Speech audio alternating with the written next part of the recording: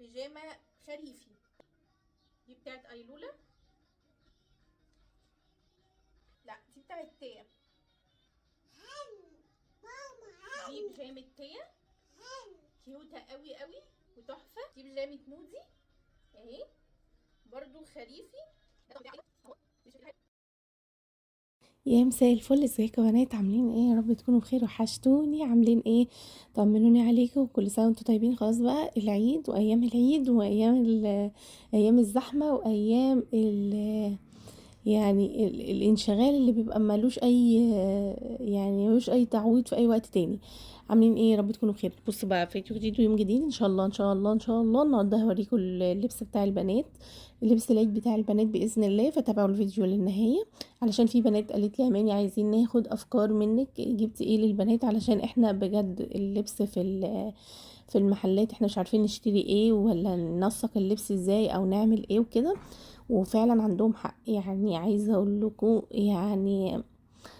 يعني مش عارفه والله العظيم، المحلات منزله لبس اقل ما يقال عنه انه هو ما يتلبسش، هو ما يتلبسش اصلا في اي حته ولا في اي وقت.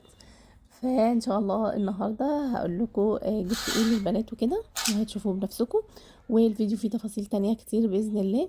وطبعا الايام دي انا حاسه ان انا عارفين الفاضيه والمشغوله في نفس الوقت. الفاضيه والمشغوله بجد. فاضيه علشان انا مش هخبز السنه دي كحك وبسكوت وكده. فانا حاسه ان في فراغ الايام دي. عارفين انتوا لما يبقى في حاجه انت بتعمليها كل سنه في الوقت ده من السنه، وفي نفس الوقت هو مش موجود، وفي نفس الوقت مشغوله لان في حاجات تانية كتير قوي والله بعملها وكده. فحاسه نفسي اني فاضيه ومشغوله في نفس الوقت. فطمنوني بقى، انتوا خبزتوا خلصتوا ولا لسه؟ واللي خبز على طريقه مين؟ و وطلع الخبيز معاه عامل ازاي؟ الكحك والبسكوت حلوين الحمد لله، والبيتي فور وكده، والدنيا حلوه معاه، ولا في حاجه بقى ايه؟ ابتدى هو الجو بصراحه، الجو في ناس قالت لي مني احنا الجو عندنا صعب.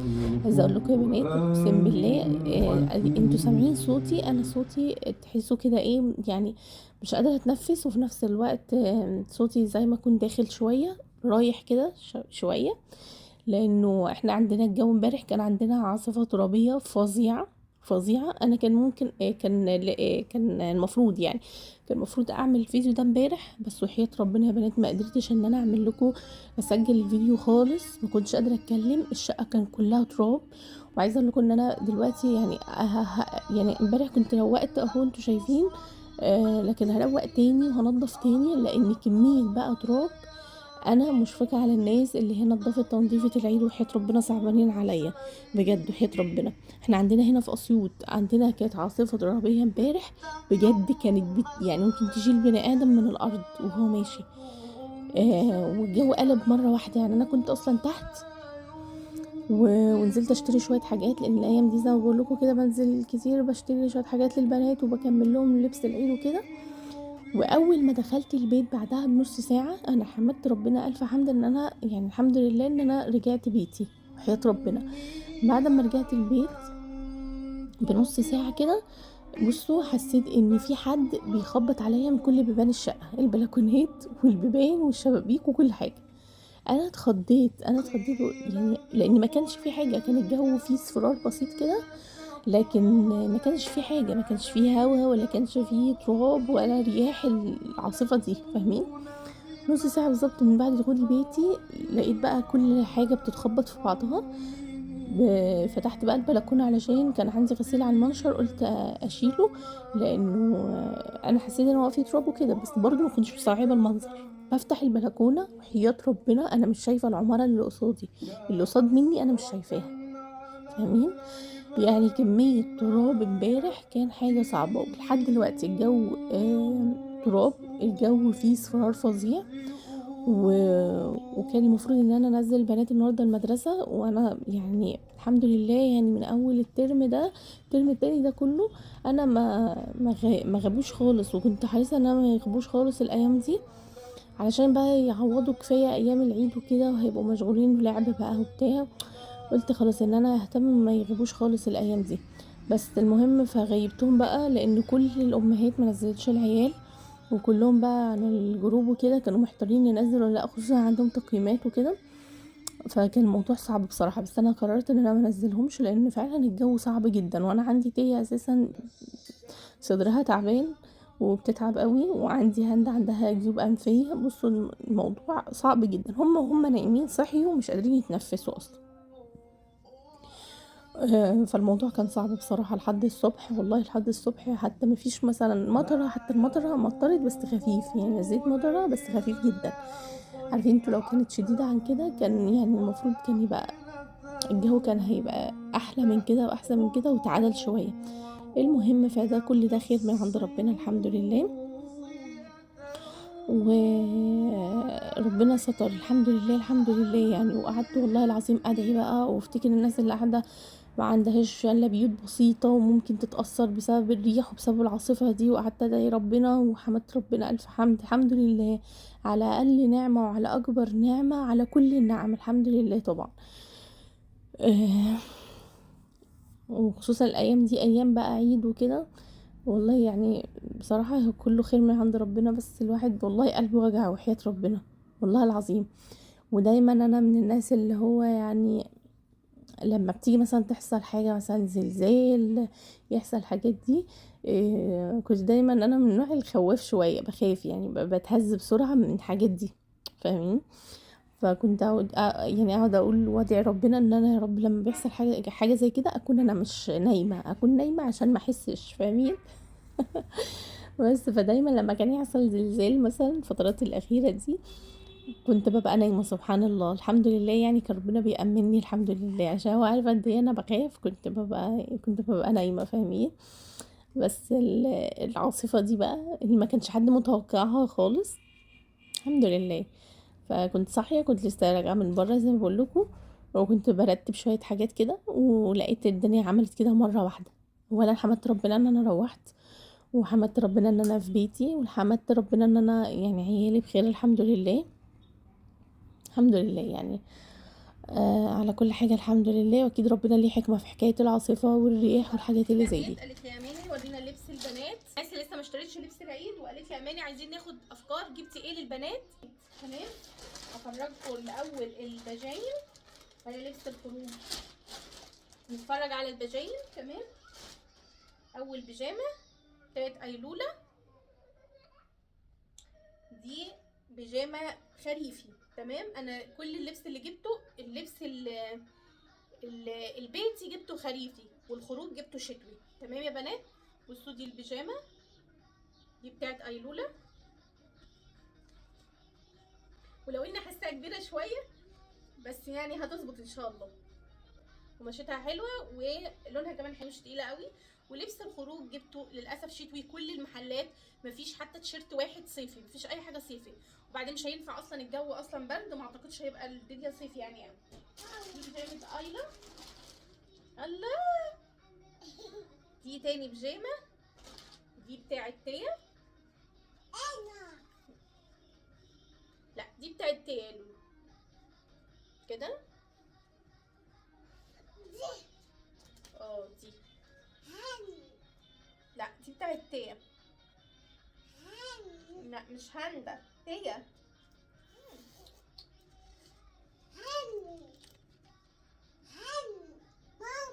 دي بيجامه تيا، كيوتة قوي قوي وتحفه، ولونها كمان جميل، بصوا. تمام، دي اخر بيجامه، دي بتاعت هاندا. انا بدات لكم من الصغير للكبير، دي بتاعت هاندا. وعايزه اقول لكم ان هاندا وتيا بيلبسوا مقاس واحد تقريبا، يعني الاثنين انا جايباهم من 7 ل 8، البيجامتين من 7 ل 8. دي بيجامه مودي اهي، برضو خريفي ومش تقيله قوي وفي نفس الوقت مش خفيفه يعني، تحفه البيجامه دي عجباني قوي. نيجي بقى للبس الخروج. تمام، اول حاجه مين؟ ايلا. اول حاجه ايلا، زي ما بدأنا البيجامه هنبدا بلبس الخروج. ده الطقم بتاع ايلا اهو، سويت شيرت كده حلو، وهنا بصوا حركات بنات حلوه قوي، والاحمر الاثنين بيتي وخروج، لان انا بحب الاحمر في ايلا ما شاء الله بيبقى جميل. وده البنطلون بتاعها ليجن اسود. بصوا اهو شكله جميل وخامته تقيله، يعني هو مش خفيف، علشان زي ما احنا قلنا خرجنا مثلا الصبح، خرجنا بالليل، هيبقى المفروض ان الجو بيبقى برد شويه. نيجي بقى لطقم تيا. تيا اول حاجه التيشيرت ده،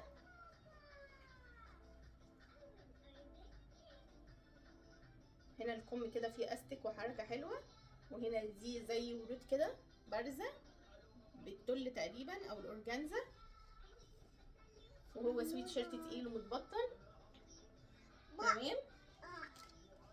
وده البنطلون، وفي من تحت كده زي اطار كده بلون البلوزه، وهو مقلوب كده، فهو عجبني على المانيكان فجبته زي ما هو، يعني ما تعبتش في اختياره قوي.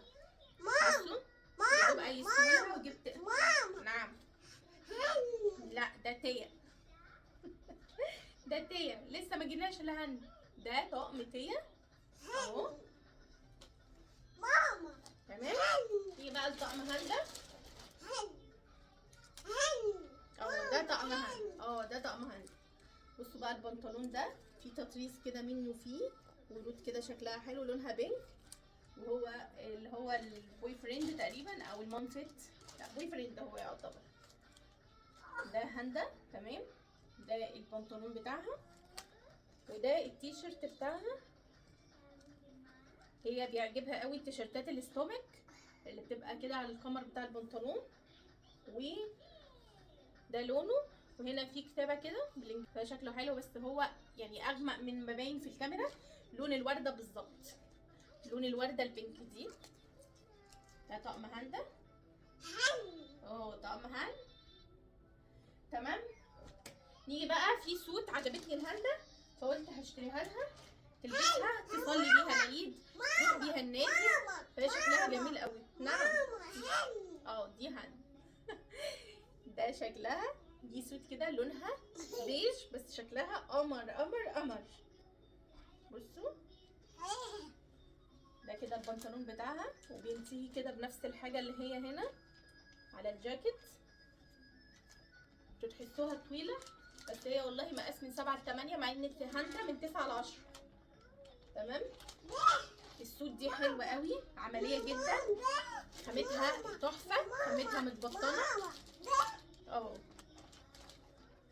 بصوا الجاكيت صراحه عجبتني قوي، وتخيلتها في هاندا، ولما جبتها لها طلعت جميله قوي.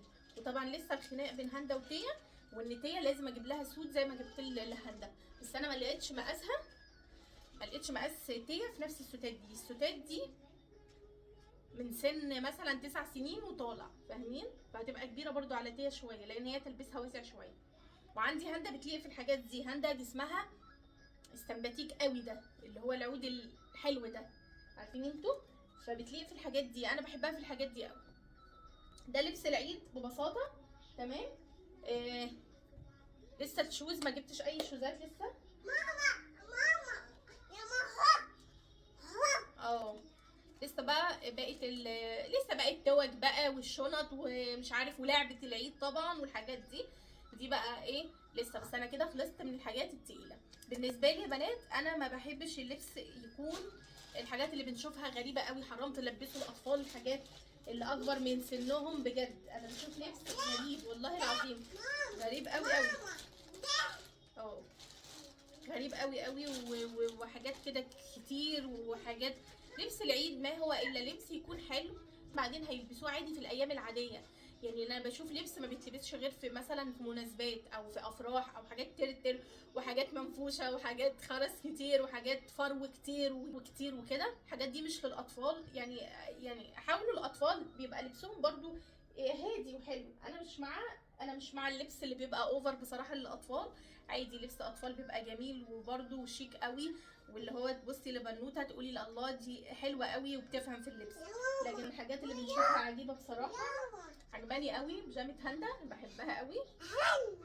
مش عايزه اقول لكم ان بيجامه تيا كنت انا جايباها لهاندا في الاول، لانه بقول لكم نفس المقاس. وللاسف ما لقيتش بيجامتين نفس الشكل يعني، ما لقيتش بيجامتين نفس الشكل. لقيت المقاس ده اكبر حاجه وبعدين اصغر في اصغر، لان البيجامه دي برضو عجباني جدا ومشيتها قط 100% وتحفه يعني تحفه. هي اصلا بيحطوها اللي هو بيحطوها يعني في سيكشن البيجامات البنطلون بسعر والجاكيت بسعر تاني، فانت تحسي ان الجاكيت ده ينفع السويت شيرت اساسا يتخرج بيه. فاهمين ازاي؟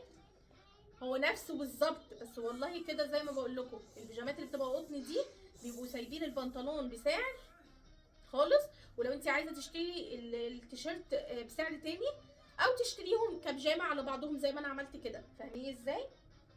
بس فهي كانت كنت جايبه الهاندا بيجامه تانية خالص، وبعدين طلعت صغيره، كنت مستعجله بقى وكنت تعبت وانتهيت في اخر اليوم، فجبت الهاندا بيجامه طلعت صغيره عليها، واللون كمان ما طلعش حلو بصراحه يعني، هي صغيره قلت البسها لتيا والبس هاندا دي.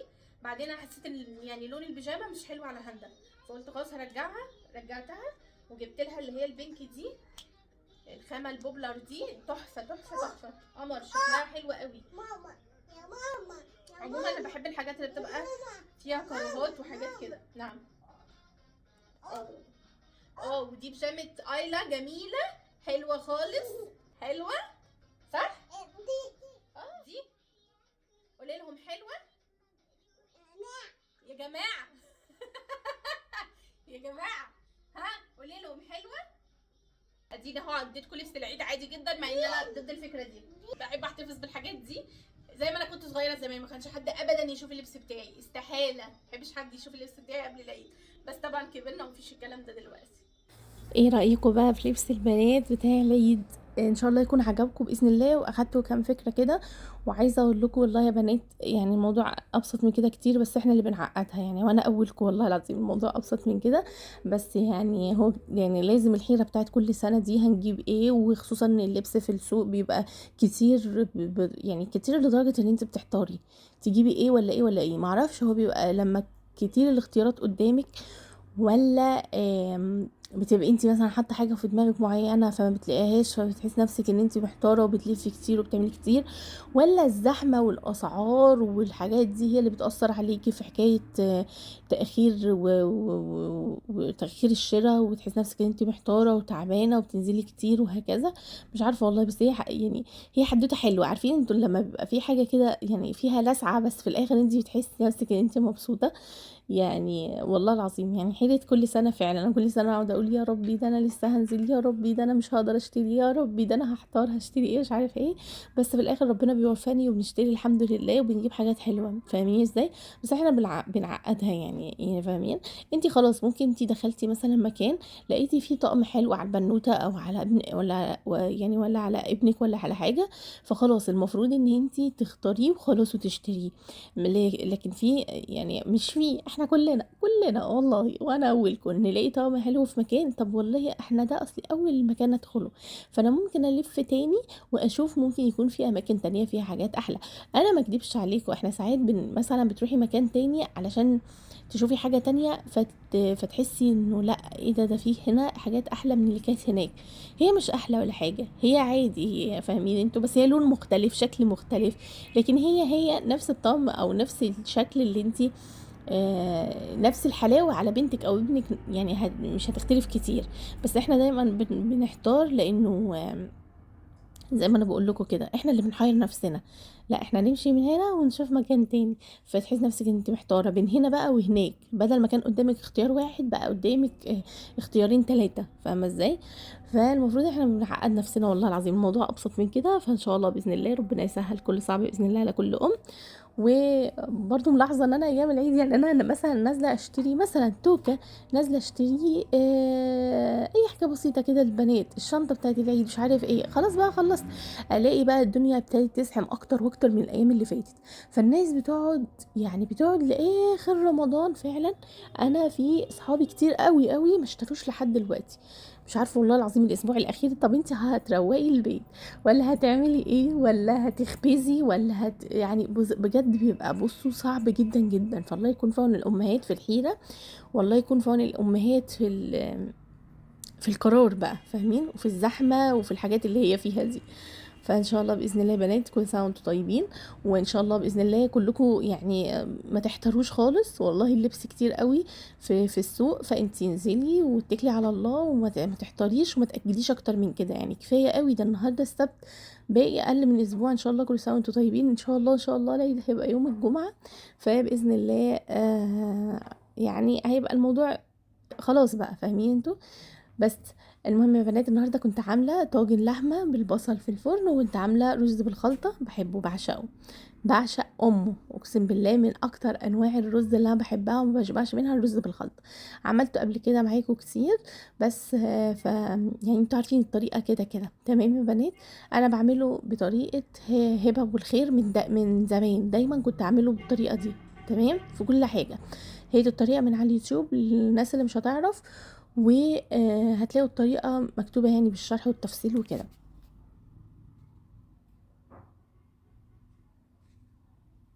هو سهل وبسيط، بس في ناس بتحب تحط ال الكبده مثلا مع الرز وهو بيستوي، انا ما بحبش الحركه دي فاهمين.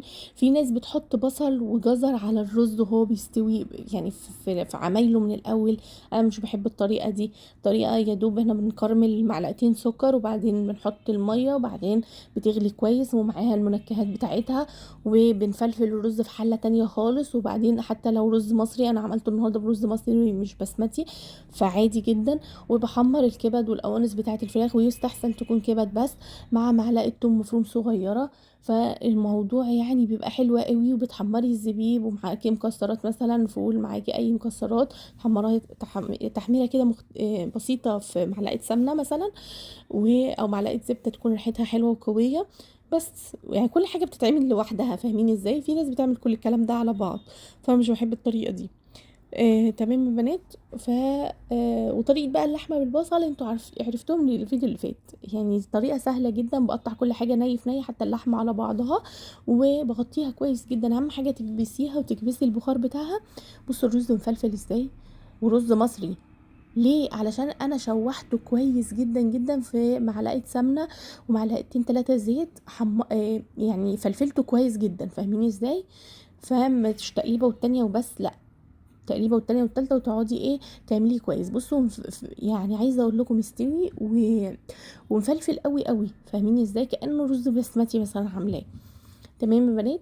بس وطاجن اللحمه زي ما قلت لكم انتوا عارفينه بقى، طريقه حلوه قوي قوي قوي، بتخلي اللحمه ليها طعم وجوسي كده وجميله. وان شاء الله يا بنات يعني هتوحشوني الفيديو اللي جاي ان شاء الله، مش هتاخر عليكم، وباذن الله ادعوا لي اعمل معاكم فيديو تجهيزات العيد، عشان انا حاسه ان انا برضو اللي هو انا في وادي تاني خالص بجهز حاجات مختلفه وكده، بس ان شاء الله اصور لكم باذن الله اللي هقدر عليه، وممكن اعمله يعني فيديو صغير شورتس، بس ان شاء الله باذن الله مش يعني هعمل لكم ان شاء الله فيديو العيد. وكل سنه وانتم طيبين، كل سنه وانتم طيبين، والله مع اننا يعني زعلانين على رمضان ده اللي خلص بسرعه، ربنا ان شاء الله يبلغنا رمضان كل سنه ان شاء الله، واعوام كثيره مديده باذن الله. اشوفكم على فيديو جديد، تصبحوا على الف خير، باي باي.